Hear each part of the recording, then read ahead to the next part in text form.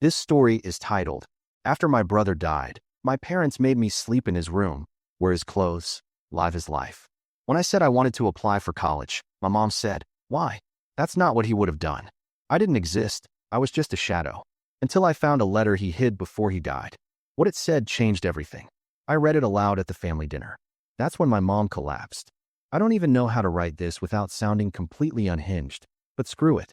You ever watch a documentary about someone being brainwashed by a cult and think, wow, how did they not realize it was happening? Yeah, that was me. Except the cult was my family, and the doctrine was become your dead brother. Let's rewind. I'm 18M. My older brother, Jesse, died when he was 17. Car accident. Tragic. I was 11 at the time and remember it like a trauma loop screensaver. The late night call, my mom's scream, the funeral with Jesse's lacrosse jersey draped over the coffin. That was the night my parents lost their son and decided I'd do just fine as a replacement. My parents are, how do I say this nicely, emotionally constipated control freaks. My dad, 52 male, is the strong silent type if silent includes passive-aggressive grunting and disappointed glares. My mom, 48 female, is the kind of woman who still refers to Jesse as my shining boy and keeps his bedroom exactly how he left it. You'd think she was preserving an ancient artifact, not a space where a teenage boy once stashed socks under the bed and forgot pizza crusts in drawers. Then there's me, the ghost, the shadow, the bootleg Jesse 2.0. They made me sleep in his room. Not in a we want you close way, in a you'll fit his life better in his bed kind of way. Same posters, same bedspread, same goddamn cologne, I kid you not. At first, I didn't get it. I thought it was grief. I thought they just miss him. But it kept going. Jesse played lacrosse. Guess who suddenly had to try out for a sport he didn't even like? Jesse was into welding. Guess who got forced into summer skill camps while begging to take art electives instead? Every decision I made was filtered through what Jesse would have wanted. If I liked a band, Mom would say, he wasn't into that kind of music. If I made a new friend, Dad would ask, is he a good influence? Jesse liked quiet kids. When I told them I wanted to apply for college out of state, my mom blinked and said, why? That's not what Jesse would have done. Like I didn't exist. Like my own dreams were some kind of betrayal. But the thing that broke me didn't come from them. It came from Jesse. Last week, I was digging through the attic, looking for some old sketchbooks I'd hidden back when I still believed I could be an artist. While searching behind a trunk, I found a crumpled envelope with my name on it. In Jesse's handwriting. It must have slipped behind the shelf. My hands were shaking when I opened it. The letter inside wasn't long. It was dated a week before his death. Hey, if you're reading this, I probably fucked up and didn't give it to you in time. Sorry, kid. I'm not good at feelings, but I needed to say this. You're not me, and thank God for that. You're smarter, you're kinder, and you see people better than I ever did. Don't try to be me. That's not your job. Be Michael. That's enough. That's always been enough. Love you, little bro. I sat there for like an hour, just breaking. Quietly. Completely. Because even he knew. Jesse fucking knew. And I knew exactly what I was going to do with it. Next Sunday dinner. Everyone at the table, Mom, Dad, Annalise, Uncle Ron. I pulled out the letter. My mom smiled like I was presenting a school award. What's that, honey? So I read it aloud. Every word. Slowly. Clearly. When I finished, my mom's face drained of color. My dad looked like he'd just realized he left the stove on 5 years ago and never fixed it. My mom whispered, "Where did you get that?" And then, just like that, collapsed. Like her body couldn't compute Jesse actually didn't want me to live his life. Now my family's accusing me of being cruel, of ambushing them, of ruining dinner. But am I the asshole for finally becoming Michael? So yeah, my mom literally collapsed at the dinner table. Dramatic ass fall, like something out of a Jane Austen movie where the lady of the house gets the vapors. I thought she fainted, but nah, just one of those emotional overload shutdowns. She was breathing, just curled in on herself, sobbing like someone had torn Jesse out of the ground and slapped her with the reality that he wasn't perfect and I wasn't him. My dad rushed to her side like he hadn't spent the last 7 years treating me like the software update that never quite worked. Martha, breathe. Come on now. Meanwhile, Annalise is staring at me like I kicked a puppy in front of a live studio audience. Uncle Ron just muttered, "What the hell was that?" That, I said, calm as hell because something in me had finally snapped into focus, was Jesse's actual last wish. Not yours. The silence was so thick I could hear the AC click on in the next room. My mom, on the floor, kept whispering, "No, no, no, he wouldn't say that," over and over, like she was trying to delete the letter with her voice. And then she said it. "Jesse, please." "Jesse." She looked straight at me. Not even a flinch. That was the moment. That's when my stomach turned inside out and I realized she really didn't see me anymore. She hadn't in years. I was just a walking, breathing stand-in, filling space he left behind. I stood up. "I'm not Jesse. I'm Michael." Dad looked up at me like I just spit on the family name. "This is not the time for this little tantrum." "Little tantrum?" I laughed. Like, full on. Not even angry. Just cracked. I've been dead in this house for 7 years. I've worn his clothes. Slept in his bed. Gone to a school I hate. Played a sport I suck at. Got lectured for liking things he didn't even care about. And you call this a tantrum? No one said anything. You want tantrums? You ever think maybe Jesse hated this pressure, too? That's probably why he wrote the letter. He saw what you were going to do to me and tried to stop it. Mom finally looked up, eyes swollen. "That's not true. We loved you both." "No," I said, "you loved him. I was just convenient." I left the letter on the table and walked out. That night, I didn't go back. Slept in my friend Nate's guest room. He didn't ask questions, just handed me a hoodie and a warm burrito and let me crash. God-tier friend behavior. The next morning, my phone, 22 missed calls. Half from my mom. 3 voicemails from my dad. 1 text from my cousin Sadie that just said, "Holy SHT. You okay?" Apparently, after I left, Mom had a full-on meltdown. Told everyone I manipulated her grief. That Jesse would never write that. Except, his handwriting. His signature. His dumb inside joke he used to sign his letters with. "Stay rad, not sad." Yeah, that was in there too. Aunt Elise told Sadie that my mom's been pacing the house like a zombie, crying and yelling about how she lost both sons. Wild how she says that now, like I hadn't been gone this whole time in every way that mattered. Here's the kicker. Later that day, Dad showed up at Nate's. Just stood outside until I opened the door. He didn't yell. Didn't say I disrespected the family or any of that usual Cold War era nonsense. He just asked if the letter was real. I said, of course it was real. He wrote it for me. And Dad, stoic, unshakable Dad, looked at the ground and said, "Then I guess I owe you an apology." Didn't expect that. Not gonna lie.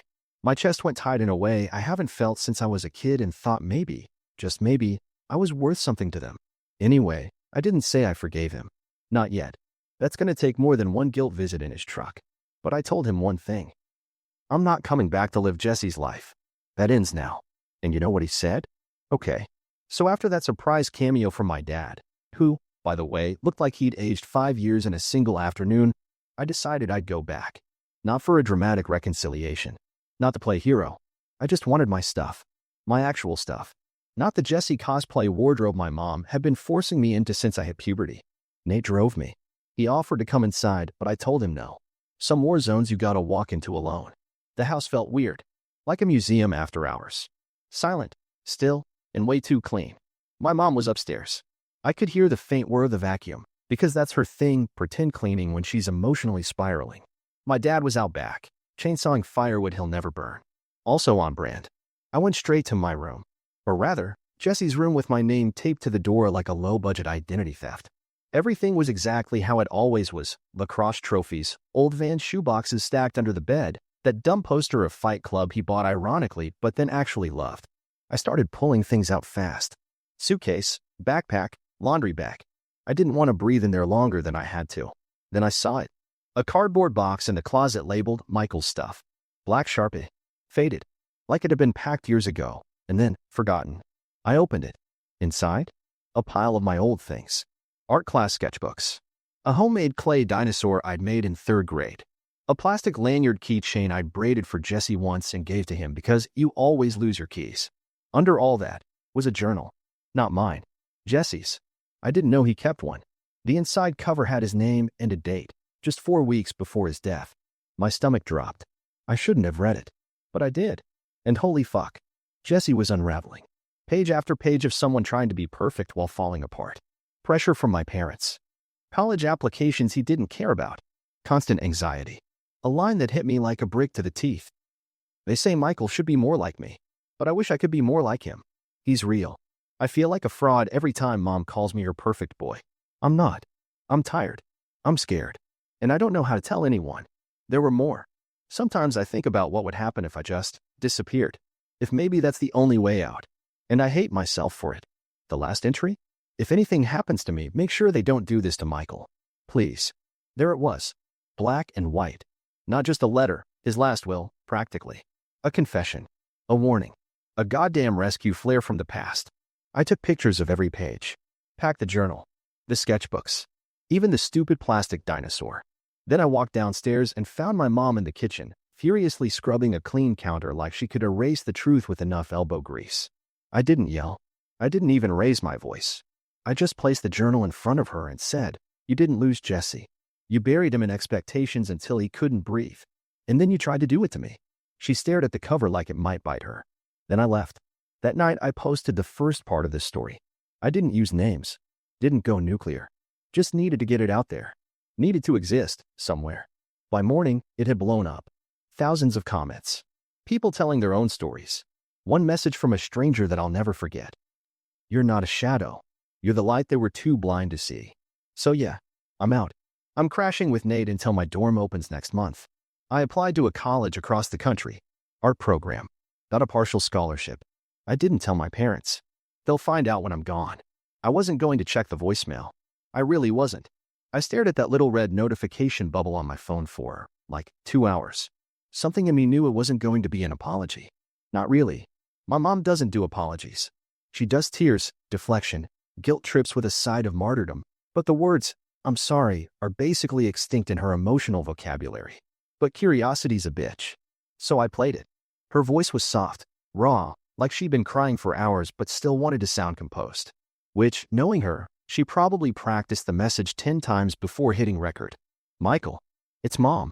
I don't even know where to start." I found the journal. I read everything. "Jesse. I didn't know he felt that way." Long pause. "And I guess I didn't know how you felt, either." Okay, so far. So human. My jaw actually unclenched for half a second. Then came the twist. "But you have to understand, after Jesse died, it was like someone ripped the color out of our world. And you were the only thing left. We needed you to be okay, to be strong, to fill the silence. You were the only thing that kept me from falling apart." Another pause. This one heavier. "I didn't mean to turn you into him. I needed him so badly, and you were right there." My stomach dropped. Right there. Like I was some kind of spare part pulled from the shelf. Then she said it. "I'm sorry, Michael." And then, worse. "Please come home. We can make things the way they were." The way they were. I swear, I almost laughed. Like what, exactly? Back to being Jesse 2.0? Back to the photoshopped memories and personality erasure? Hard pass. But that phrase stuck with me. We can make things the way they were. She didn't say, "We can start over." She didn't say, "I want to get to know you." She wanted to rewind the nightmare and hit play again. Because in her head, the past was better, even when it was killing both her sons. I didn't respond. I sent the voicemail to my therapist instead. Yes, I got a therapist. Nate's mom helped me find one. Her name's Jen. She's got purple hair and looks like she'd punch a wall for fun, which is exactly the vibe I needed, someone helping me crawl out of an emotional trench. First session, I told her the whole Jesse saga. Halfway through, she interrupted me with, "So basically, they turned your grief into a ghost costume and forced you to wear it. That sound about right?" "Yes, Jen. It does. Anyway, I'm still at Nate's. We've got a system. I buy pizza. He pretends not to judge me for eating cold slices for breakfast. I'm slowly rebuilding myself from all the broken parts they never let me use. The real kicker? That college I applied to? I got in. Full ride. Turns out, when you submit a portfolio of raw, ugly art drawn in rage and grief and survival mode, people notice. So yeah, I'm leaving. New city. New life. No ghosts. But before I go, I'm doing one last thing. I'm throwing a going-away dinner. Not for my parents. For Jesse. In my own words. On my terms. Because he saw me. And I finally see myself. So I did it. I actually hosted a goodbye dinner for Jesse. Not some candlelit, teary-eyed tribute. Don't worry. No linen napkins or violin covers of sad Coldplay songs. It was just me, Nate, a few friends, cheap takeout, and one rickety folding table set up in the tiny backyard of Nate's duplex. We ordered Jesse's favorite garbage pizza, double pepperoni, pineapple, no sauce. Don't ask. The man was a lunatic, and I printed out a single photo of him to put in the center like he was some weird guest of honor. Honestly, it felt right. We told stories. Stupid ones.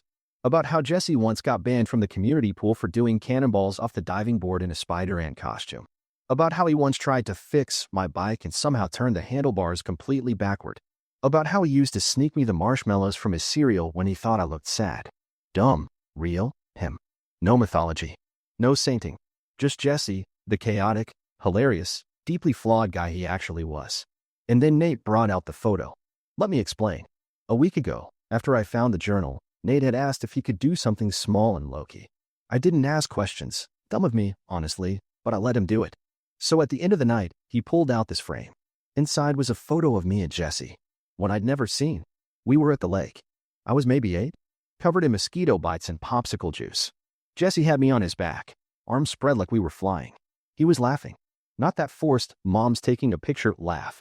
Really laughing. The kind that scrunches your nose and makes your eyes crinkle. Under the photo, Nate had added a caption in Jesse's handwriting. He copied it from the letter. Be Michael. That's enough. I lost it. I mean, full body sobbing kind of lost it. Ugly cry. Couldn't breathe. Snot and everything. Not because of the photo, but because it was the first time anyone had captured who we really were. I wasn't Jesse's shadow. I was his brother. And then, like some cosmic joke, guess who showed up? My cousin Sadie. No warning. No heads up. Just rolled in holding a 6-pack and a half apology face. She looked awkward as hell, standing there in the glow of string lights in my emotional breakdown. I saw your post, she said quietly. And I brought beer. She sat next to me.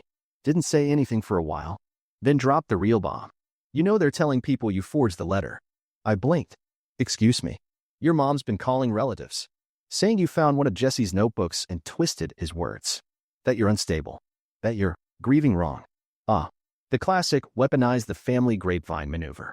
A fan favorite. Then Sadie pulled out her phone and scrolled to a photo. A scan of a Christmas card Jesse had sent her the year he died. The signature? Stay rad, not sad. Same exact phrase from the letter. So that was that. Ironclad. Done. Game over. Sadie looked up at me. I don't believe her. And I don't think I'm the only one. But you should know what you're walking away from. I nodded. I already did. I said goodbye to Jesse that night. For real. Not just with the pizza and stories in the photo, but in my chest. In that place where I used to carry his weight like some inherited curse. I don't carry it anymore. Next week I move across the country. New city. New art school. New me. And this time, no one gets to rewrite my story.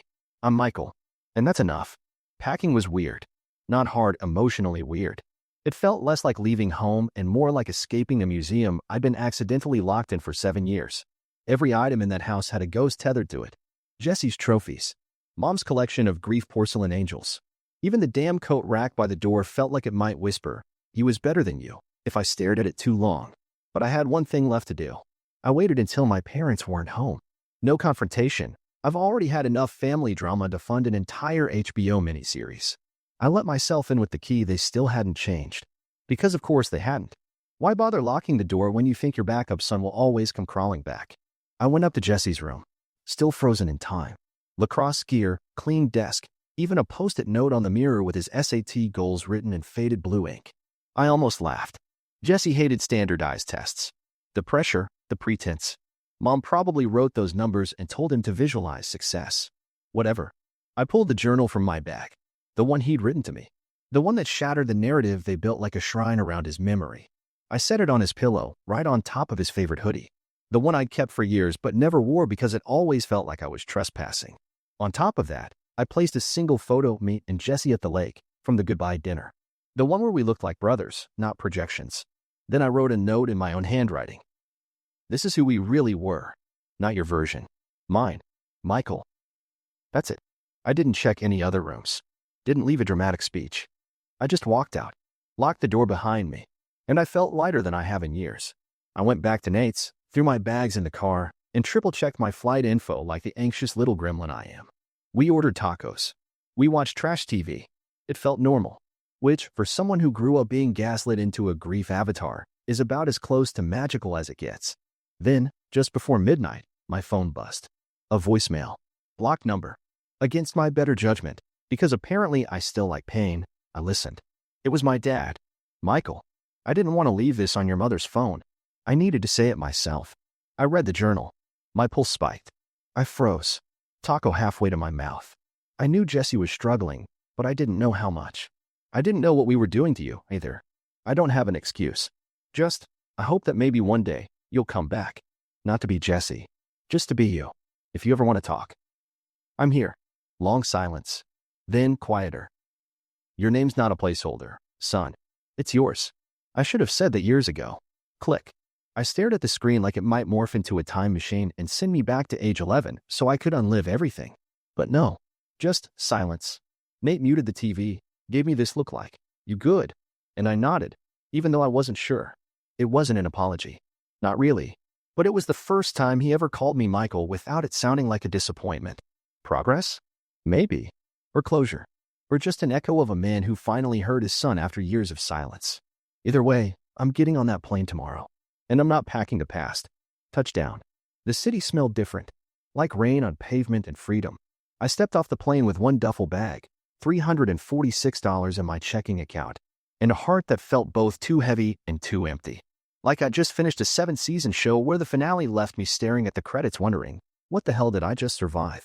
Campus was buzzing. Nervous freshmen, parents hovering like overbearing life coaches, upperclassmen pretending they didn't once cry in a dorm bathroom because their microwave shorted out. I moved in solo. No send-off. No forced family photos by the welcome banner. Just me, my cheap bedding set, and a box of art supplies I hadn't touched since high school because my mom said Jessie never liked messy hobbies. Sucks to be her, because messy is exactly the plan now. Orientation was loud. Everyone introducing themselves with too much eye contact and energy drinks in hand. I found the quiet kid table, naturally. That's where I met Riley, 18F, maybe 90 pounds of dry sarcasm and vengeance energy. She introduced herself by looking at my sketch pad and saying, "You draw like you've survived multiple betrayals." I respect that. We became friends immediately. I told her bits and pieces, family stuff, vague emotional trauma, the usual Reddit-level drama without the usernames. She didn't push. Just nodded and handed me a granola bar like a peace offering for the soul. You ever meet someone who feels like a safe house in human form? That's Riley. 3 days into the semester, we had a campus tour that included the student gallery. I wasn't even paying attention at first, just trailing behind the group, until Riley grabbed my sleeve and went, dude, you need to see this." And there it was. Jesse's sketch. Framed. Mounted on the gallery wall. A rough ink drawing of a kid standing in a doorway, light behind him, staring at something you couldn't see. His name was on the tag. Jesse Carter. Dated 4 months before he died. I stepped closer. Heart pounding. It was me. Younger. Skinny. Holding a comic book. Wearing a dumb oversized hoodie. My dumb crooked nose. My wide eyes. His title? The real one. I didn't know I was crying until Riley handed me a tissue with a soft, "Jesus, you okay?" I just nodded. Barely. That sketch, it was his. And it was me. Not some sidekick. Not a shadow. The real one. After everything. Jesse had seen me. Not just in words. But in art. Something he never shared with Mom. She hated mess. Hated art. Said it was for people who didn't know how to be useful. But Jesse drew me. Preserved me in ink when no one else even acknowledged I had a shape. I asked the gallery assistant where it came from.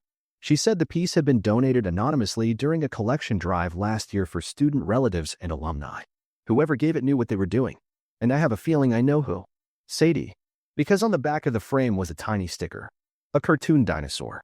Just like the clay one I made in 3rd grade that Sadie used to tease me about. This wasn't random. It was a message. I wasn't forgotten. I was seen. And maybe I'm finally where I was supposed to be all along. So here we are. The final part. It's wild thinking how this whole story started with me being shoved into a life that wasn't mine. Wearing my dead brother's clothes. Sleeping in his room. Choking on the memory of someone I wasn't allowed to compete with or live outside of. I was the replacement part. The backup son. The shadow. Not anymore. The week before fall break, I submitted a piece to the Student Gallery's annual fall show. Theme. Unseen. I didn't even think about it. I just painted.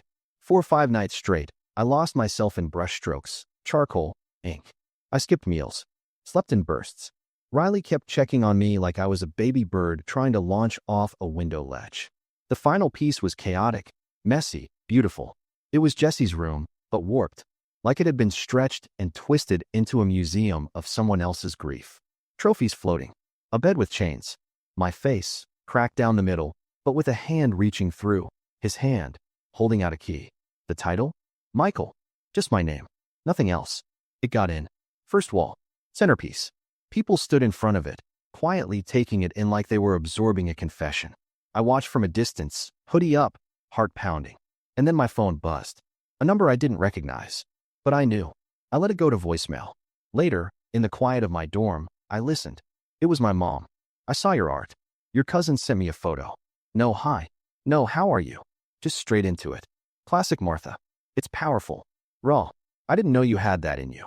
I guess. I didn't know a lot of things. There was a pause. A rustle. Like she was pacing or folding something compulsively. Your father and I, we're going to grief counseling. Together. I don't know what we're trying to fix.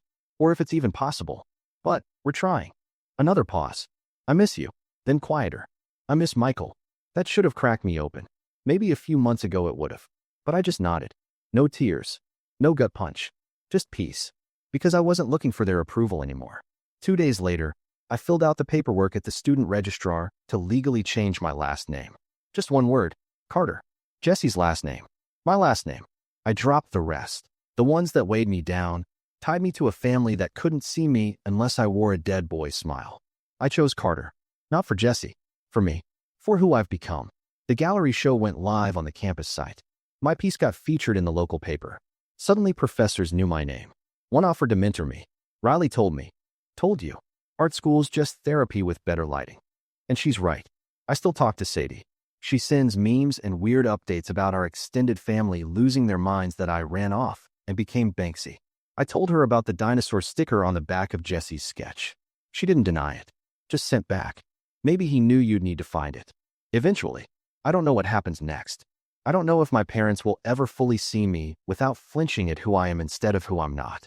But I do know this. I'm not a shadow. I'm not a placeholder. I'm not the backup. I'm Michael Carter. And for the first time in my life, that's more than enough.